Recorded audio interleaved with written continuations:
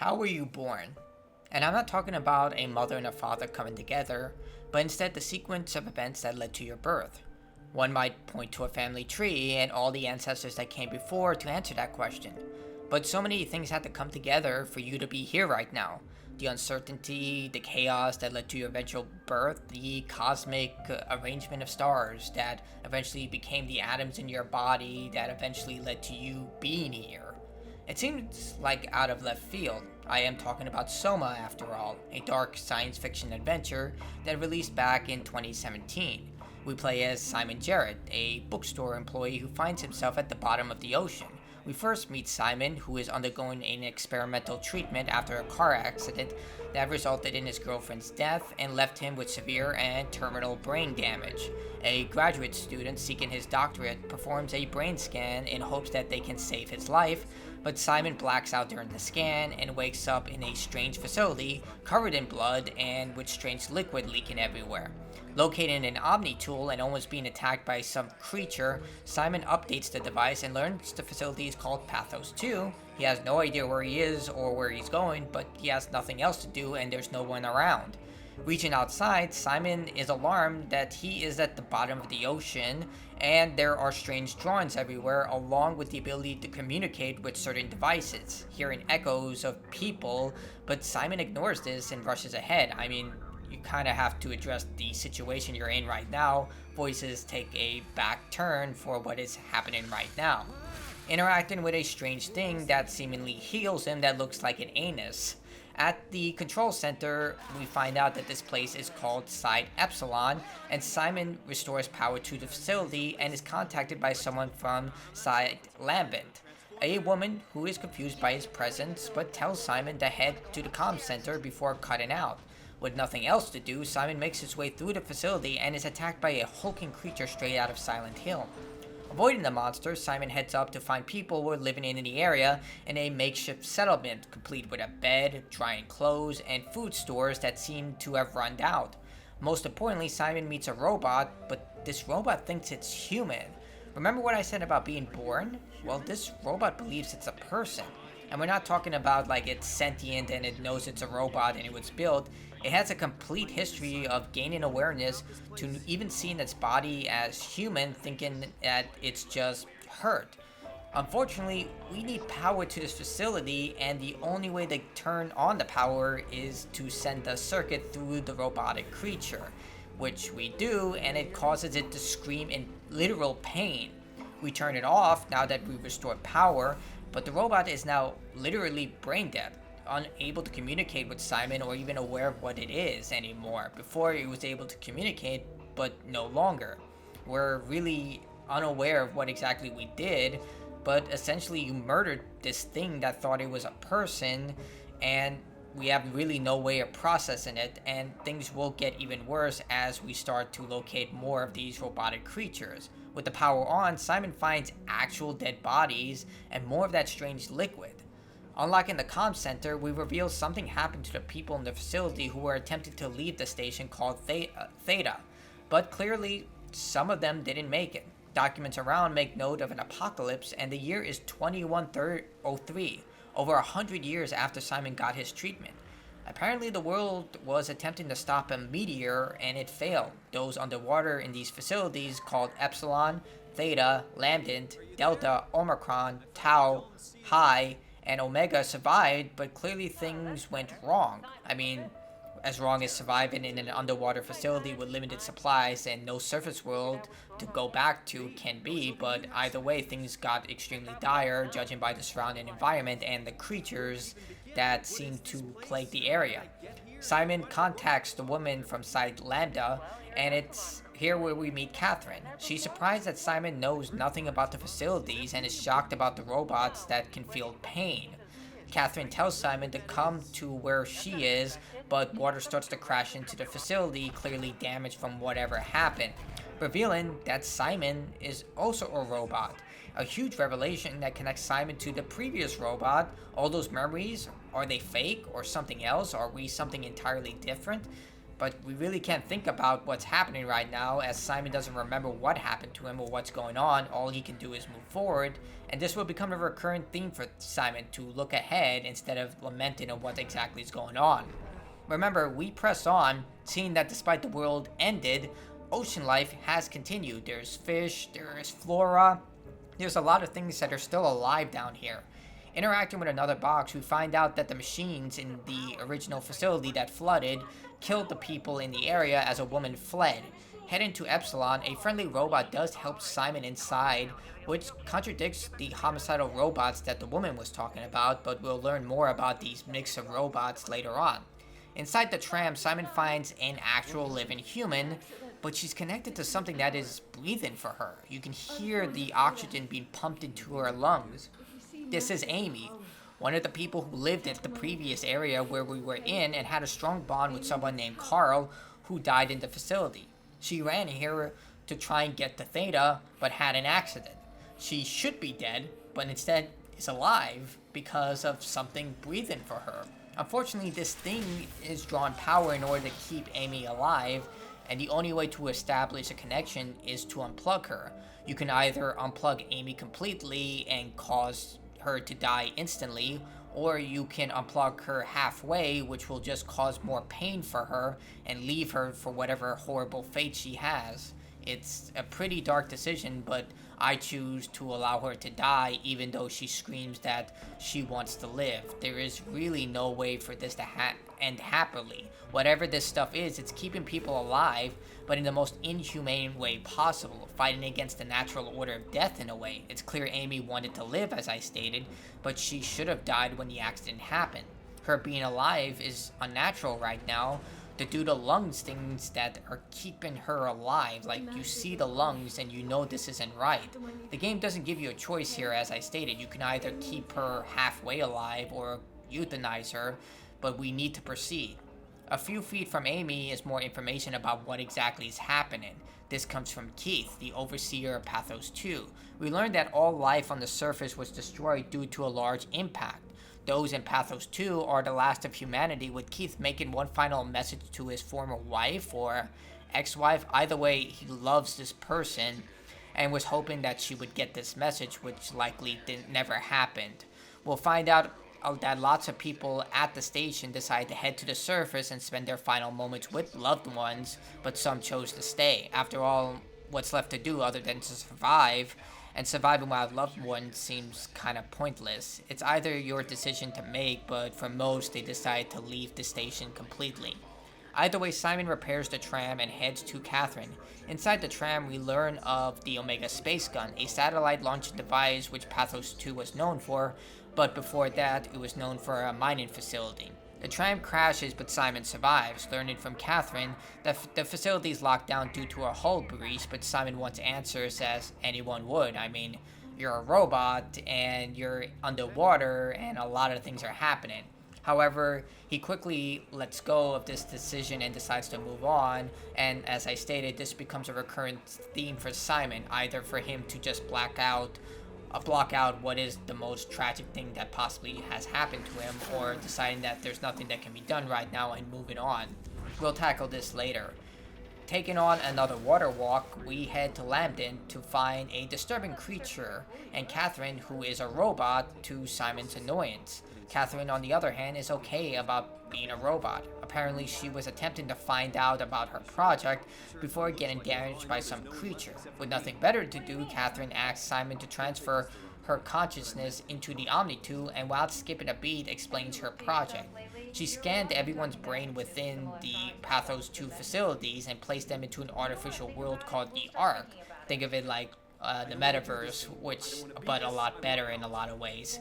That went from being a side project to a huge deal after, the end of the world. This version of Catherine is from an earlier version of herself and has no idea if the Ark was a success or failure.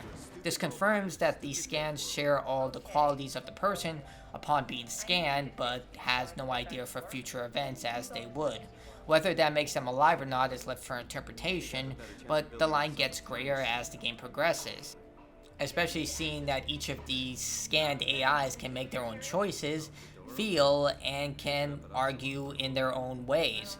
You can argue that they're just programs following a set of instructions, but based on their interactions, they are acting a lot like humans. Either way, Catherine cannot walk since her body is damaged from the attack from that creature we saw, so she asks Simon to look at the condition of the Ark. We learned that some of the staff were excited about the Ark given the circumstances. In a way, it embodies the human spirit, to defy the chaos of the universe, or to just want to live. I mean, if you were in this situation, wouldn't you want to live? I mean, you don't really have any other options. It's not like you can start a family or try and explore new things. The entire world has been destroyed. A random event that has led to humanity's extinction, and all we have to hope for is a way to defy the natural course of stuff, or see as human hubris, a last chance to survive by any means, even if it means extinction. Using the tracker, Simon finds the Ark at Tau, and Simon offers to take Catherine to the Ark, and Catherine is unsure about the process because the facility is at the deepest part of the ocean, and they don't really have a way of getting there considering the trams are damaged, and she's in no condition to walk. But Simon reassures her as they have nothing else to do. I mean, the world's ended and there's literally nothing else for them to look forward to. Which, given the circumstances, you might as well take on this mission. They're robots, and their power isn't infinite as well. They could lose power at any time, including the facility, so again, not much to do. Simon carries Catherine and attempts to get the sub started outside the facility, but at the same time seems frazzled, almost like no time has passed from Simon clicking into different ports to allow Catherine to talk. She's unable to talk as Simon carries her because there's no port, so it's a little disconnecting for her to just reconnect and continue her sentences forward, but Simon ignores this, and it'll become more apparent of why this is happening later. Simon heads to the ship and uses a short stop to locate another vessel because the current sub is unable to take the journey. Inside the ship, we finally see the aftermath of the meteor that hit Earth on the screens. The entire landscape is covered in fire tornadoes, and the sky is black with ash, which means all the plant life and animal life has been destroyed, giving us a real look that all that's left is what's at the bottom of the ocean. Inside the ship, Simon attempts to detach another vessel, but it's swimming with fleshers, naked humans with glowing heads who hunt by sound. Simon makes it, and Catherine reveals the tentacles are coming from an AI called the WOW that is mutating everything around them. But it's also the same thing that has been healing Simon, so we don't have the full truth of what this thing fully is capable of or what it is. The vessel does crash, and Simon is cut out by a friendly robot. Reaching Theta, Simon finds more audio recordings. One of this is truly unsettling from a man named Terry Akers, asking Peter, a technician, to come retrieve him, to Peter's excitement, given Terry asks to be alone in a certain facility. We can find messages expressing how Terry wished to remain alone, isolated from everyone else, when his crew left Theta because he would lose his position of chief factor, which, considering it's the end of humanity, that seems almost pointless, but I guess he's just old and stubborn and refuses to go. Simon connects Catherine to a Zeppelin and they need a new chip to get it started. Catherine tells Simon that he needs to kill a robot, to Simon's shock. He is a robot, and he knows these robots believe they're human, but they need that chip. So Simon swallows his ideals and murders a robot. Despite having a crisis, Simon feels his brain fighting against what is happening to him right now. Like, it doesn't want him to talk about it or think about what's happening. He just wants him to accept what it is, with Catherine just asking him to hit the button, almost ignoring him. Like I'd argued earlier on this, it could be because Simon can't make his own independent thoughts since he's just a scan making choices based on the image of the real Simon's brain at that very moment, and he cannot grow or evolve but remains the same. Or it could be that this is how the original Simon would have acted, choosing to block out the truth because it was too hard to bear, addressing it, and then immediately moving on from it. When we controlled the real Simon, he didn't really make mention of his girlfriend who died. And when he was in a position to talk about it when her job was being replaced at the bookstore they were in, he quickly moved on. So it could be this being the real Simon's very actions and not him just taking on a series of programs. Catherine rationalizes this by stating it's their body just doing what's necessary to keep you sane. It's like that episode of Black Mirror's White Christmas. AIs called cookies, completely sentient, can act like real people, but they're not. They think they can breathe, but they don't need to. Just like in Soma, with Simon, we could hear his heart race and breathe in heavily when he doesn't need to do either. But Catherine dismisses this philosophical discussion since it has nothing to do with what they're doing right now, and Simon just accepts it, showing that this is how Simon would act, I guess. We find out that Terry, the guy we talked about earlier, was completely covered in structure gel, and those who went to find him are missing, an omen of what's to happen. Worse is that we learn that the people are ending themselves, and it's connected to the Ark in some way, which is going to be elaborated on this robot we find mere feet away. This robot's name is Robin Bass, and she ended herself after being scanned into the Ark. Robin explains that if you destroy your body after being scanned, you get to live on into the Ark. This wasn't Catherine's idea, but the robot Robin reveals it was a common occurrence with no evidence to back it up, a false hope created under stressful circumstances. Simon attempts to reason with Robin, but deciding against telling Robin the truth, and decides whether to keep her alive or to euthanize her. You can choose to let her live in this fantasy world or end her suffering. Considering she is locked in this one position similar to the robot we encountered in the first facility, she'll likely go insane or continue to live in bliss. Either way, I voted to end her suffering because this is no way to live, and eventually that body will decay and it won't be pretty. It's better to just pull the plug. Inside Theta, Catherine finds out that the sub needed to head into the abyss is locked in a quarantine, and they need exclusive passwords in order to get into it. Everyone seemingly abandoned the habitat for some reason, and when heading down into the living area, Simon hacks into the WoW again to Catherine's surprise and annoyance in order to heal himself. Catherine has issues with it because she has information about the WoW that she's not telling Simon, but Simon does need it because apparently it's healing his body and making him feel better. Simon attempts to find anyone and looks everywhere for any type of sign of life, including everyone's stuff, to find a passcode. Finding out that the people who believed in this brain transplant, they called it continuity, where you would be transported into the Ark if you died while being scanned, with little evidence to back up this notion. In fact, there was no evidence. It was completely just a false hope initiative. So everyone on this facility was trying to end themselves while being scanned. One staff named Mark laced his gun with cyanide, hoping he would be transported to the Ark when he was being scanned. Things get even darker when you enter the room of Robin. You remember that robot that we encountered outside? It's even darker because the dorm room is locked with this type of padlock. So when we go inside, we find the entire room is covered in drawings for what life in the Ark looked like, blood, and a razor. So she did not go quietly, and those who were still alive locked her in that room after removing her body. Catherine was well aware of this problem, as another staff member named Conrad ended himself shortly after scanning. Knowing this would end the Ark project, she attempted to keep the death secret, but it's hard to do that given how many people were doing it and how limited people were in these facilities. The overseer was aware of what was happening and was considering shutting down the project entirely if this continued, to understanding circumstances. I mean, everyone keeps ending themselves. You kind of have to put a stop to it. Considering the dwindling supplies, lack of sunlight, hopelessness for the future, and a slow death, this type of hope would be a plague among the few survivors who are just hopelessly trying to find any reason to go on. But what's the alternative in this situation? How would you react to this type of situation? After all, nature has basically put you into a circumstance where you don't really have much options, and the only options given to you are the ones that you make up as you go along. Simon eventually gets a massive revelation of why he's here in this facility.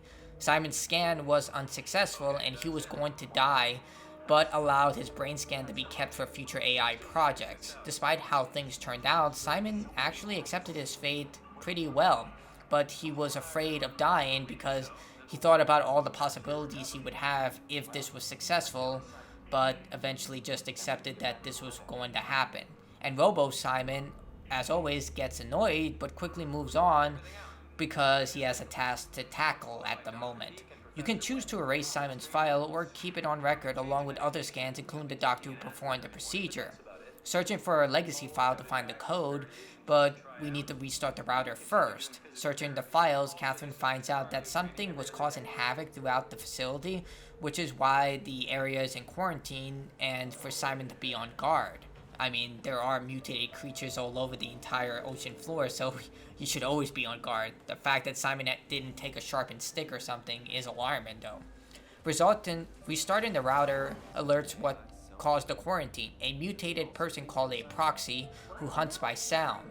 Heading back upstairs, Simon asks about the scans and Catherine explains they were templates used for creating new AIs. True sentience, but as we saw, it was at a cost of whether they're alive or, in the case of Catherine, just accepted it and move on. But for what's to come, we learn another harsh reality that these AIs are simply tools to be used and disposed of. The only person with a code is Brandon, and essentially we need to trick a scan at Brandon to give up the code. However, if the AI gets too stressed out, it shorts out and dies. Each new try is essentially Brandon being born and dying again. To get the code, Simon finds out Brandon had a relationship with Alice, a co-worker, and Catherine decides to mimic her voice to get the code. What follows is Simon deciding whether to destroy Brandon or leave him in storage. Basically, kill him now or wait until the power runs out, his chip fades from existence, or something just happens to come by and smash it. So it's better to end this now. It kind of reminds me of the show Altered Carbon, where AIs would essentially be stored onto cold storage and they would have no idea how much time had passed. They would explain that it would just be ultra cold and they would just be transported into a new body, and they described it as worse than hell. So I decided to just end things now. With the quarantine lifted, we head back into the area, but the WoW tampered with the sub and it breaks. Simon reassures Catherine after she loses hope about getting to the Abyss, but realizes that her human self may have used the climber to reach the Abyss, seeing that the sub was still stationed in the area. Headed to Omicron, they need a new suit for Simon, or the water pressure will crush him. Before heading out, Catherine realizes they are in the Ark's prototyping room, and decides to take the time to learn how to transfer them to the Ark. Here, Simon learns another horrible revelation. He's not fully a robot, but a hybrid human-robot. Basically, he's puppeting a body of a person named Imogen Reed, and the body is held together with structure gel, the same thing that it's been making the creatures that we've been avoiding, and this gives him a strange opportunity to be transferred into the Ark. Seeing that the Cortex chip that's within the body is simply a copy of his memories, and Reed is already dead, he can essentially be transferred into the Ark because of this rare circumstances. If he was just a robot, his body would not be able to be scanned. But in this circumstances, he can be. He's just basically a walking zombie like Alcatraz from Crysis 2, if you've ever played that game, which is pretty fantastic. Heading into the infirmary, we see someone has sabotaged the elevator. We find bodies everywhere, and they're being kept alive by structure gel. We learn that Brandon sacrificed himself. He sealed the elevator from whatever killed everyone, and ended himself in order to avoid being attacked by the creatures. Inside one of the rooms, we learn that Terry is the one who attacked and killed everyone. After being isolated, Terry started to consume large amounts of structure gel. He went insane and then started contacting people from Theta, where he attacked the rescue crew. He was brought to the facility where they found Terry comatose and heavily mutated. He woke up, killed everyone, started infecting people, and turned them into proxies, with Brandon deciding to sacrifice himself so everyone could escape on the elevator, tampering with the elevator, and then ended himself so he wouldn't be killed by Akers. Simon escapes, but is captured by Terry, who attempts to turn him into a proxy. Here we get another example of Simon maybe being alive, as he gets a vision of his girlfriend Ashley, who died at the car accident.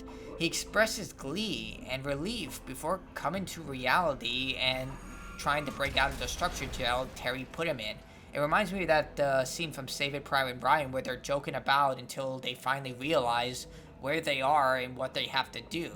This could be a late memory before Simon's scan, but the feelings he expressed were genuine, as you can tell from his voice. Or were they? Were they just a series of programs that were just firing off? Again, it just blurs this very gray line. Either way, Simon does what he does best and moves on, escaping Terry and heading to Omicron as the entire facility floods. Unfortunately, there is more bad luck as the facility now needs power. Here, Simon and Catherine finally speak about the situation involving all the mutants. She explains that the WoW is attempting to save humans, but in the only way it can, but doesn't further elaborate. Most importantly, Simon addresses of whether they're alive, or how can she be okay not having a body, or where they fit in. Catherine dismisses many of these questions as she's fixed on their goal about locating the Ark, but Simon clearly wants to know more about where he fits in. Is he a Simon, or a new Simon? Is he just an Echo, or just following programs? When fixing the power, he dismisses it and decides to just move on with whatever is going on. Simon eventually does get the power going, but only because some mysterious force gives him the codes to the lockdown, which Catherine is ecstatic about, but Simon is concerned. I mean, something is sending you hidden codes when everything is either dead or mutated, but we learn that Catherine will do anything to complete her project, and Simon of course moves on, considering he doesn't address the thing that's going on that may be dire. Outside Omicron, we can see that the people who left the facility fleeing Terry were unfortunately unable to make it into the facility. We find out that one of them took their own life instead of suffocating from the CO2 exposure from their diving suit, and another one decided to just end it all as they suffocated outside the door. Simon is unable to get inside and heads to the back entrance, finding more headless corpses and connecting Catherine as she's concerned about how basic security is. But they need this suit and will transfer Simon's mind into this new body that they located. Bear in mind, Catherine does use the words transfer, either intentionally or by mistake. She doesn't really use the right word of what's going to happen, and it does essentially pay the price for this type of slip-up or intention. They find a power suit with a dead woman inside, Regala Herber. Using the same method, they'll transfer Simon into her Cortex chip and he'll gain control of the body. They just need a new chip, a battery, and structure gel. Simon heads out to locate the items as something begins to haunt him. This is Joanne Ross. Basically, he was an AI specialist affected by structure gel, but maintains his sanity and continues to speak to Simon, telling him to stop the WoW, but he's completely unclear about the process and just continues to haunt Simon as he does what he does best and forgets about the whole situation and just continues forward with his own goals. While hunting for the items, we encounter Robot Head, a female person infused with many different parts that aggressively hunts Simon. With the body reconstructed, Catherine gives Simon a choice to stay or she'll take the new body to finish the mission. Simon agrees and Catherine scans him into the new body, but reality hits hard as Simon hears his voice coming from the other suit. Catherine tells Simon again how he was copied, but remember, she did say the word transfer, but it could be interpreted that Simon heard the word transfer. I mean, there are a lot of ways that Simon's mind... Remember, we heard that Simon's mind is kind of just ignoring the entire process of him being a robot and all this stuff. But it could also be that Catherine was trying to make sure that Simon was unaware of what was about to happen, but she did state that she would take the body and leave if Simon refused. Regardless, Simon gets angry at Catherine, but she does offer remorse. Knowing this would happen, her tone highlights she does care and feel guilty, seeing that she has developed a bond with Simon and does care about what's happening to him right now. Catherine stated that she would have gone if Simon refused, but then there would be two of her, and given what we know about Catherine, she would have accepted this and moved on with what was needed to be done. Here, Simon has a choice.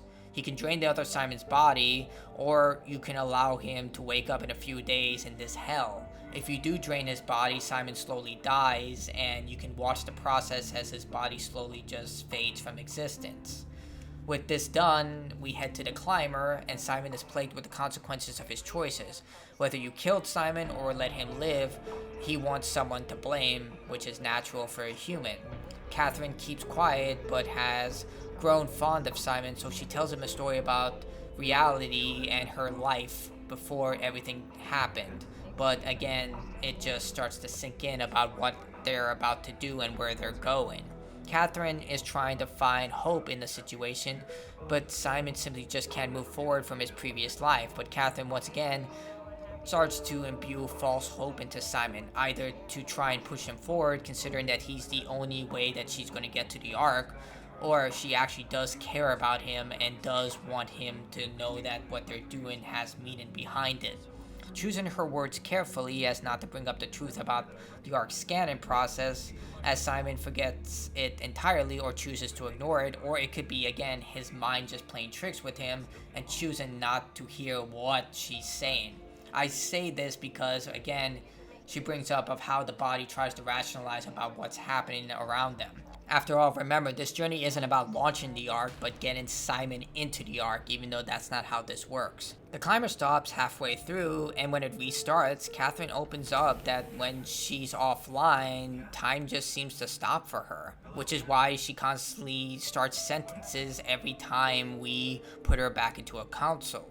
She really highlights how Simon isn't the only one going through a rough time, but unlike Simon, Catherine processed it better, or probably she just chooses not to dwell on it. Can you imagine that you just fall asleep?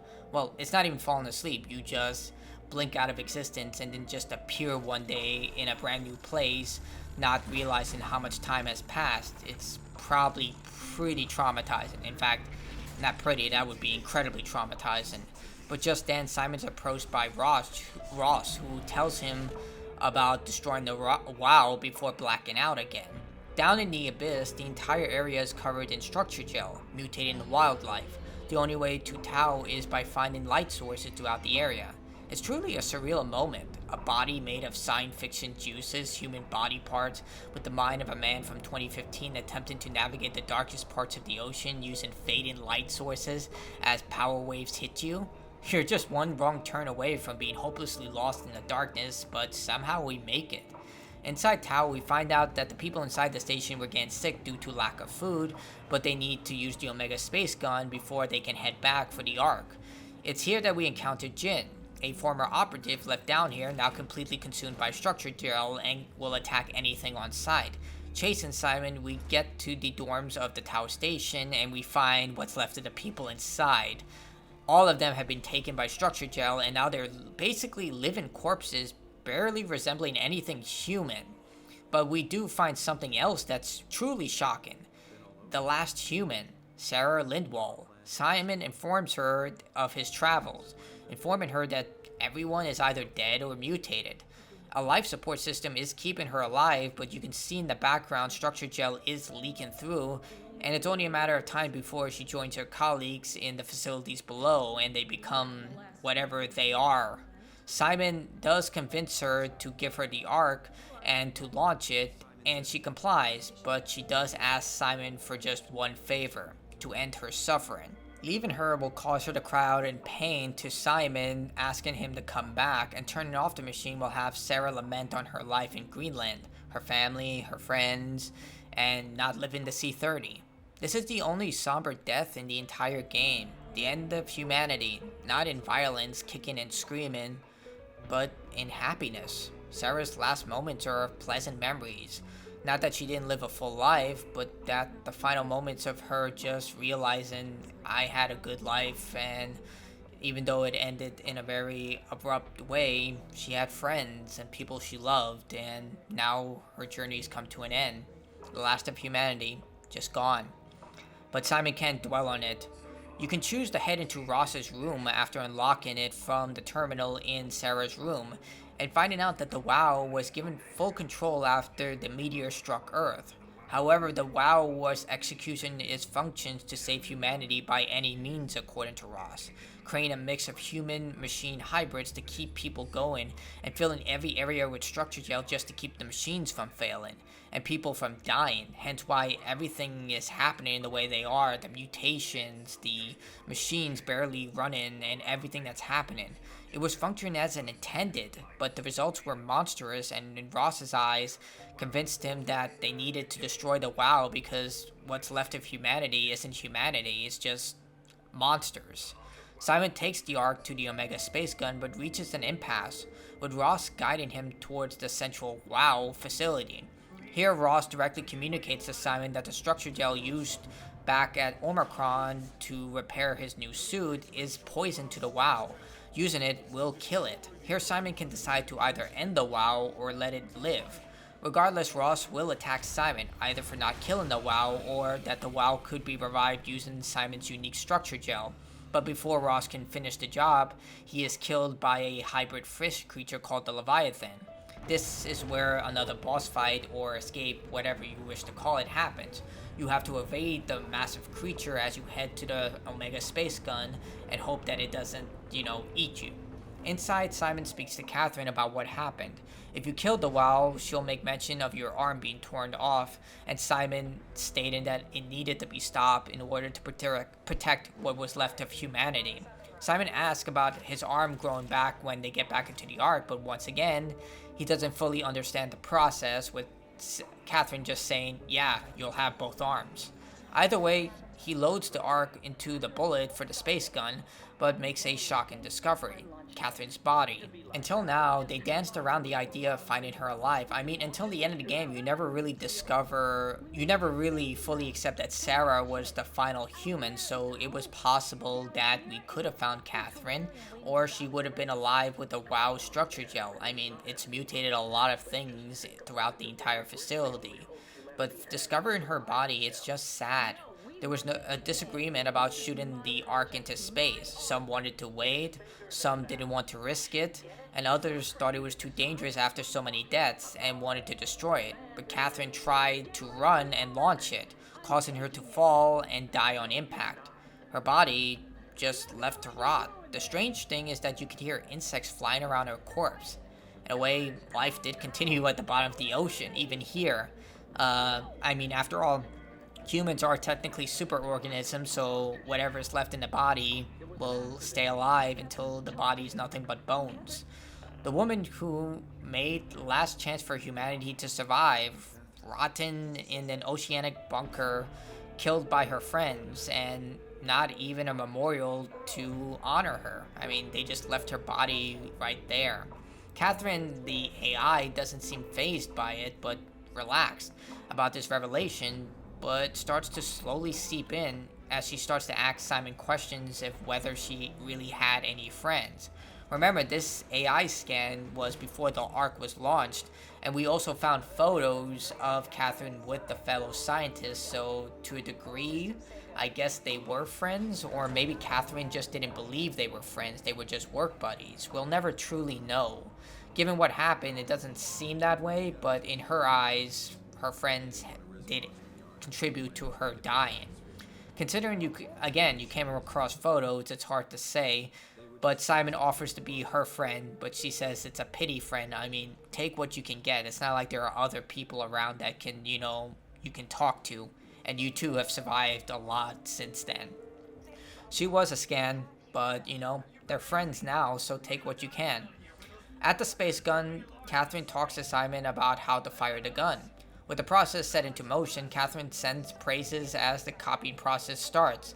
Simon becomes nervous as the timer ticks down, and thinking he won the coin toss, realizes he's still in the gun seat. Catherine tries to explain everything went right as the screen on the bottom right confirms all is okay, but Simon, like the Simon back in Omicron, lost the coin toss. Simon becomes increasingly more angry, and the argument overwhelms Catherine, causing her to shut down like Brandon did. Even Simon alone, as he begs Catherine to come back. But on the Ark, the copies of Simon and Catherine are none the wiser. They believe they won the coin toss, and they reunite in the simulation. And that is the end of SOMA. We see the satellite fade in the background as it hovers around Earth, soaking up the sun's rays as Earth looks down, and we see the entire surface destroyed. So on the surface, SOMA does seem like an extremely dark game. But when you use its own rules against it, the same bleak reality offers rays of hope. The meteor that destroyed the surface life was completely random, a cosmic event with no reason to it. We tried to make sense of the chaos, even fight against it, but it won out in the end. The meteor struck Earth, all life on the surface was destroyed, and what was left of humanity just fumbled around, hoping for any means to continue living, even if it meant false hope with the continuity theory or the Ark. Humanity tried to destroy the hulk of matter hurling towards them, and they lost, And the result was always the same, either humanity accepting their fate or choosing to fight against it. Creating an artificial world where remnants live on, we assume that those on the Ark will continue to live in luxury, whereas Simon would be left in the dark. But why is that? Given the chaotic nature of the world, who's to say the Ark will continue to flourish?